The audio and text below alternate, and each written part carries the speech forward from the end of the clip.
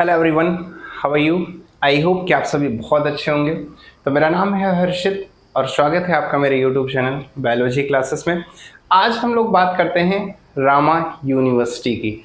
Rama university के अंदर बहुत सारे कोर्सेस कराए जाते हैं, मेडिकल के भी होते हैं, नॉन मेडिकल के भी होते हैं। बेसिकली हम लोग बात करने वाले हैं मेडिकल के कोर्सेज के बारे में। तो मेडिकल के कोर्सेज में आपको सारे ही कोर्सेज यहाँ पर मिल जाएंगे, चाहे वो MBBS हो, चाहे वो BAMS हो। हाँ, बट होम्योपैथी यानी कि BHMS और BVSC bachelor of veterinary sciences दो कोर्सेस यहाँ आपको नहीं देखने को मिलेंगे।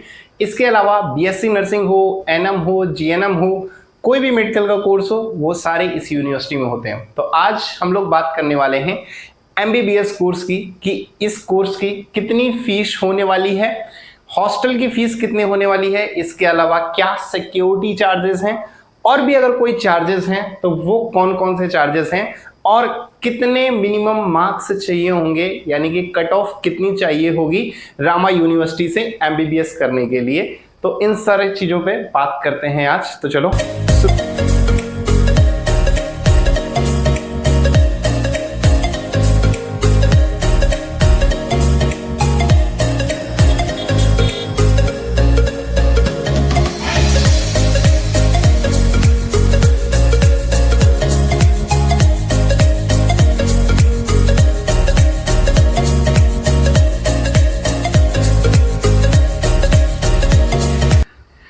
तो जैसा कि as per the admission cell पे अगर आप जाएंगे तो वो आपको एक पूरी लिस्ट देंगे जिसमें वो सारी चीज़ें समझा रहे होंगे कि हमारे कॉलेज की फ़ीस कितनी है, हॉस्टल की फ़ीस कितनी है। तो ये सारी चीज़ें मैंने पता करी हैं।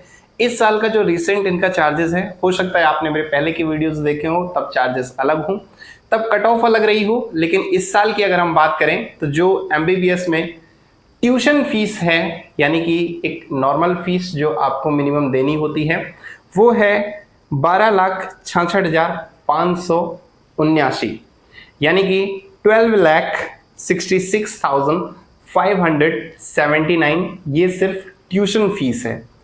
इसके अलावा अगर हम बात करें तो हॉस्टल चार्जेस जो हैं वो है 1,75,000, जो कि 5.5 साल आपको लेना पड़ेगा, तो पर ईयर आपको पे करना।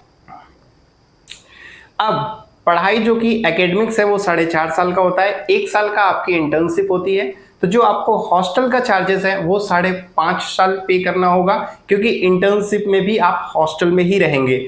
लेकिन जो ट्यूशन फीस है वो आपको सिर्फ 4.5 साल की पे करनी होगी, यानी कि जो हॉस्टल फीस है 1,75,000 वो 5.5 साल की है, और जो ट्यूशन फीस है 12,66,579 वो आपको 4.5 साल यानी कि 4.5 ईयर पे करनी है।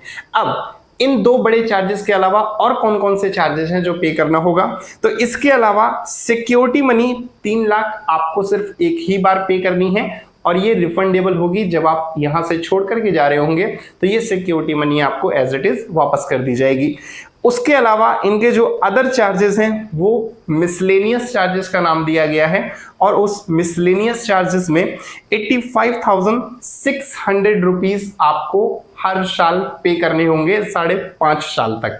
अब ये मिसलेनियस चार्जेस क्यों हैं, क्या है, ये मुझे भी नहीं पता, ये कॉलेज वाले ही जानते हैं, और जब आप एडमिशन ले लेंगे तब आपको अंदर समझ में आएगा कि ये किस हिसाब से ले रहे हैं। क्योंकि अब पर्सनली मैं पढ़ तो रहा नहीं हूँ, MBBS तो नहीं कर रहा, तो मुझे नहीं पता कि अंदर कौन कौन से चार्जेस लगते हैं। ये आपको वहाँ के स्टूडेंट्स बता सकते हैं, क्योंकि एडमिशन वाले नहीं बताते हैं, वो सिर्फ यही बताते हैं कि ये मिसलेनियस चार्जेस हैं और ये आपको देने ही पड़ेंगे। तो टोटल अगर हम कॉस्ट देखें, अगर कोई पेरेंट्स ये वीडियो देख रहे हैं और उन्हें लग रहा है कि वो अपने बच्चे को यूपी से या इंडिया में रह करके MBBS कराना चाहते हैं, तो उन्हें फर्स्ट ईयर में कितनी फीस देनी होगी, मैं उसकी बात कर रहा हूं। ओवरऑल तो आप मल्टीप्लाई कर लेना 4.5 साल का। तो जो फर्स्ट ईयर में जो एडमिशन के टाइम पे उन्हें फीस देनी होगी, दैट इज 18,27,179। अगर मैं इसे अपने शब्दों में बोलूं, 18,27,179 रुपए आपको at the time of admission अपने पॉकेट में रखना है या अपने बैंक अकाउंट में रखना है, और इतने की चेक काट के आपको रामा यूनिवर्सिटी में पे करना है। अपने बच्चे को एडमिशन कराने के लिए एमबीबीएस कोर्स के लिए। ठीक है, इसके अलावा आपके अगर कोई और डाउट रह जाते हैं या आपको लगता है कि मेरे बच्चे को और कौन कौन सी चीज़ें हैं जो वहाँ पर ज़रूरत पड़ेंगी, तो चूंकि मेरे बहुत सारे दोस्त जो हैं वो एमबीबीएस वहाँ से कर चुके हैं और आज वेल सेटल्ड हैं, कहीं ना कहीं जॉब कर रहे हैं, हमारी बातचीत भी होती है और उनके एक्सपीरियंस के हिसाब से अगर कोई प्रॉब्लम आती है तो उसमें मैं हेल्प कर सकता हूँ। और एक और चीज़ जो वीडियो में रह गई कि कट ऑफ कितना होगा, मिनिमम कितने नंबर होने चाहिए एमबीबीएस में एडमिशन लेने के लिए।